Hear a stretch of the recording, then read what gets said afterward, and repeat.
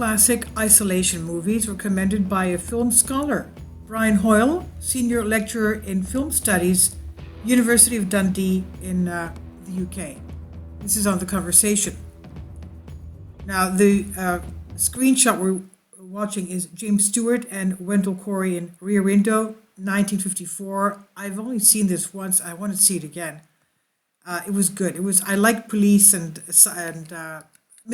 mystery movies, but this is one of the good ones. Now he says, as a film scholar, I'm constantly being asked if I enjoy the lockdown because it's given me more time to watch films. My answer is not simply yes. It is good to catch up on some films because I missed the cinema, or finally get around to rewatching Berlin Alexanderplatz. I've never seen that. But for someone like me who finds social isolation very difficult, watching movies alone can be a painful reminder of what a communal activity cinema going usually is, as this research from Essex University has found. So I've started to watch films that reassure me that I'm not the only one feeling lonely or going stir crazy. Here then are 5 great films about being stuck indoors or in forced isolation. Some of them may not be for the faint-hearted, but they are all well worth watching. Rear Window, Alfred Hitchcock, 1954. Rear Window may be the definitive lockdown movie. The story is simple. Jimmy Stewart's adventure-seeking photographer finds himself trapped in his apartment with a broken leg. He begins to semi-innocently spy on his neighbors. Of course, that's all he can look at is out the window. And until he becomes convinced that one of them may have murdered their wife. The film is both a mischievous examination of the voyeur in us all and a cautionary tale about the devil making work for idle hands. It's also a testament to the power of imagination. And we might not be able to have meals complete with champagne delivered to us by Grace Kelly. You know, she's the paramour here with Jimmy Stewart. But we can make up stories about what that strange man across the street is up to. And it will help pass time. And you know he's doing the same about you. Now, The Exterminating Angel, Louis Buñuel, 1962. I never saw this. Buñuel's surrealistic masterpiece remains cinema's definitive portrait of societal breakdown, and 90% of it takes place in one room. Following a lavish dinner party at one of their houses, a large group of aristocrats find themselves inexplicably unable to leave the drawing room. The longer they remain there together, the more the thin veneer of civilization cracks. First, the servants leave, and the guests are reduced to using antique vases as toilets. Soon the food and water run out, and precious medication is stolen. The elderly and frail start to die. Some respond by indulging their hedonistic desires. Some resort to prayer and calls for sacrifice. Others kill themselves in despair. This might sound unbearably bleak, but Buñuel plays it all for the modest, mordant kind of comedy. 6 decades have not blunted the fangs on this one, he says.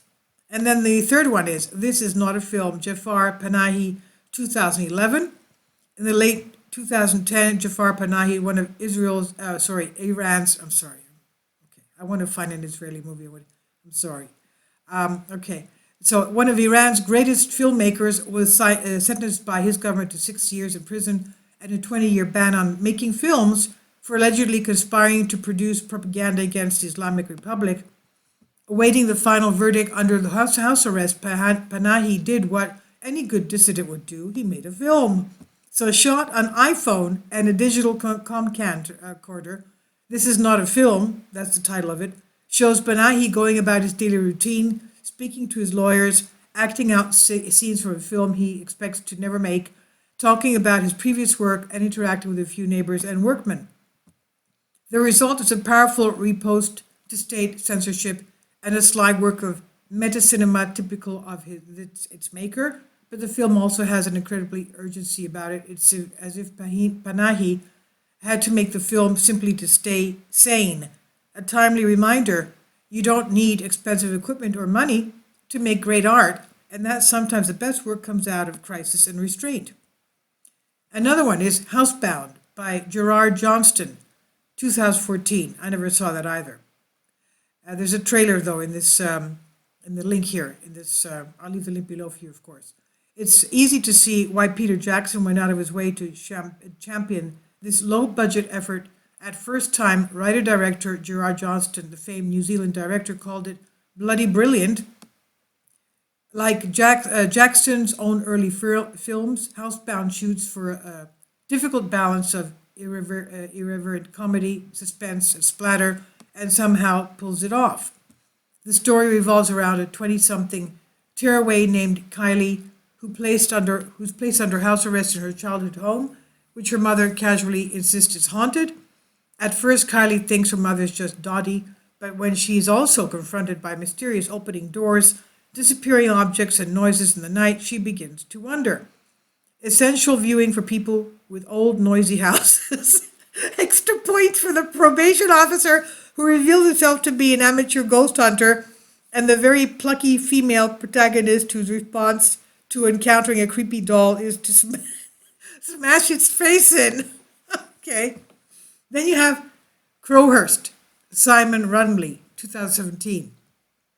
Independent British filmmaker Simon Rumley's retelling of Donald Crowhurst's disastrous attempt to sail solo and non-stop around the world in 1968, which ended in his disappearance and probably suicide, offers a masterclass in low-budget filmmaking.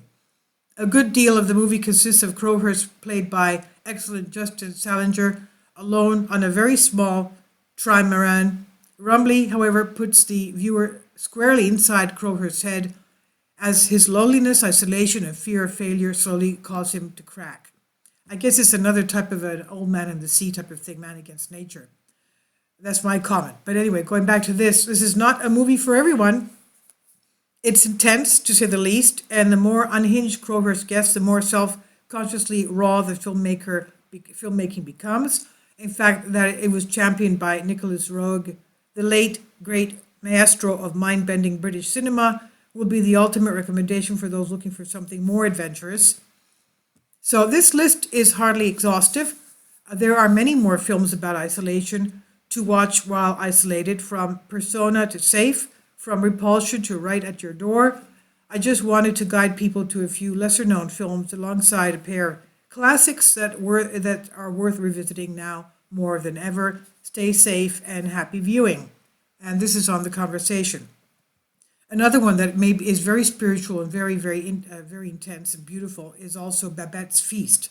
I want to find that and see that as well. So I'll leave links below for you for this. Thank you for your support. God bless you all. Stay safe.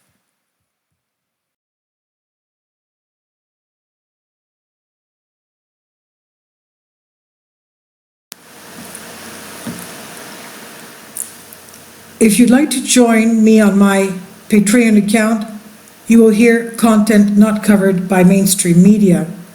These riveting stories will be based on my research, and I will state my opinions and give my personal insight on diverse and controversial subjects and world events not covered by mainstream media, and not supported by YouTube guidelines. So whatever I have on my Patreon, most of those will not be on my YouTube channel. Please consider becoming a member today. More of the most significant and important videos will be on my Patreon channel. Your support helps me to continue my research and keeps this YouTube channel alive.